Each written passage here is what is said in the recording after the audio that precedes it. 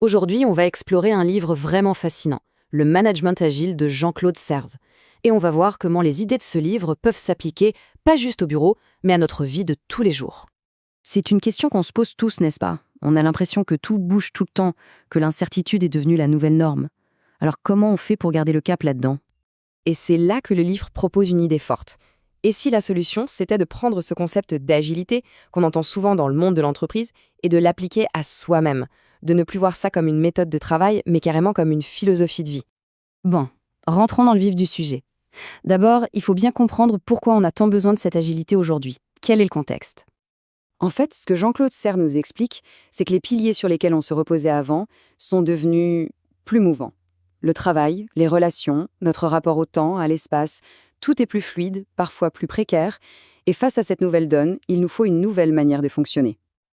Ok, le constat est posé. Maintenant, quelle est la solution que le livre met sur la table? Eh bien, c'est un vrai changement de perspective. C'est une métaphore vraiment puissante, vous ne trouvez pas? L'idée, c'est d'arrêter de subir les événements et de commencer à se voir comme le PDG de sa propre vie. De piloter sa micro-entreprise personnelle avec une vision, une stratégie. Et comme n'importe quelle boîte, notre vie a ses propres départements. Le livre en identifie 8 qu'il appelle des plans de vie. Et tout est lié, bien sûr. L'agilité personnelle, c'est justement de réussir à jongler avec ces 8 domaines pour maintenir un équilibre global sans en laisser un de côté. Du coup, la première chose à faire pour tout bon PDG, c'est de faire un état des lieux. Et pour ça, l'auteur nous propose quelques questions, toutes simples en apparence, mais très, très révélatrices. Ça peut sembler être un détail, n'est-ce pas? Et pourtant, cette question, elle teste les fondations de notre efficacité. Parce qu'une mauvaise organisation, qu'elle soit dans nos papiers ou nos fichiers numériques, c'est une perte de temps et d'énergie colossale. Ah, le grand classique. Est-ce qu'on passe notre temps à courir après des urgences sans grand intérêt, un peu comme un pompier qui éteint des petits feux toute la journée? Ou est-ce qu'on arrive à se concentrer sur ce qui compte vraiment, sur le long terme? Et cette dernière question, elle est cruciale. Elle nous fait basculer vers le point suivant.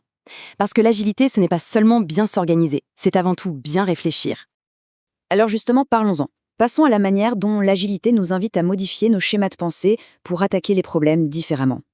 C'est un réflexe qu'on a tous. Penser qu'il nous faut une plus grande armoire au lieu de commencer par trier ce qu'on a déjà. C'est le piège du toujours plus. On cherche une solution à l'extérieur avant même d'avoir optimisé ce qui est déjà sous notre contrôle. Pour contrer ça, l'approche agile, c'est l'effet boomerang.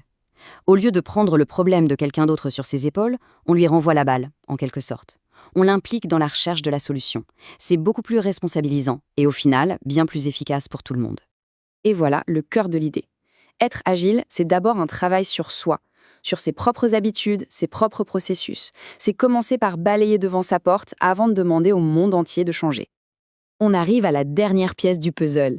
Et dans un monde incertain, c'est peut-être la plus importante, la résilience. Notre capacité à encaisser les coups durs et à rebondir. Et pour nous faire comprendre ça, le livre nous raconte une histoire incroyable, celle de l'alpiniste Joe Simpson. Imaginez, il est laissé pour mort, seul, avec une jambe cassée, au milieu des Andes. Sa survie ne tient pas à un miracle, mais à une stratégie mentale bien précise. Quel était son secret? Il n'a pas pensé à la distance immense qu'il devait parcourir. Non, il a découpé l'impossible en tout petits morceaux possibles. Son seul et unique objectif, c'était d'atteindre le prochain rocher, de faire le prochain mouvement.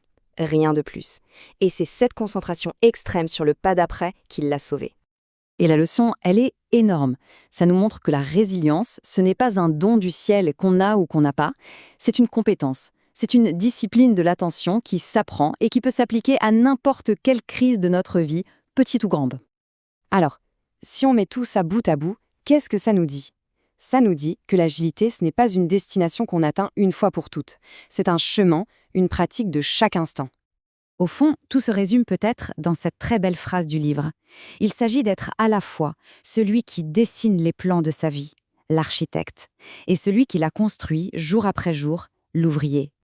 Finalement, la vraie question, ce n'est pas de tout révolutionner du jour au lendemain. C'est juste de commencer, de faire un tout petit pas. Alors quelle pourrait être cette première petite action pour mettre un peu plus d'agilité dans sa vie? Merci d'avoir suivi cette exploration inspirée du management agile de Jean-Claude Serre.